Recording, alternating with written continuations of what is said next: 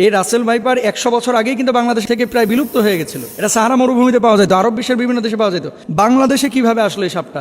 সাপে কামড়াইলে বাংলাদেশে আমরা কিছু ভুল বা কুসংস্কার কাজ করে থাকি। আর কিছু সাপ আছে, আপনি জানেন কিনা, সারা পৃথিবীতে যত ধরনের সাপ আছে 80% সাপ যাদের বিষ নাই, মানুষকে কামড়াইলে মানুষের শারীরিক কোনো ক্ষতি হয় না। এবং সাপের একটা নেচার আছে, কিন্তু আপনি যতক্ষণ পর্যন্ত তারে খোঁচাখুচি না করবেন ততক্ষণ পর্যন্ত কিন্তু কামড়ায় না। খেয়াল করে দেখেন, ধরেন আপনার পাশ দিয়ে চলে যাচ্ছে, আপনাকে প্রথমে কিন্তু ছবল মারে না, এটা সাপের একটা বৈশিষ্ট্য। কিন্তু এই রাসেল ভাইপার বাংলাদেশে যেটা ছড়িয়ে পড়েছে, সাপের ব্যাপারে কিন্তু হাদিস আছে একাধিক।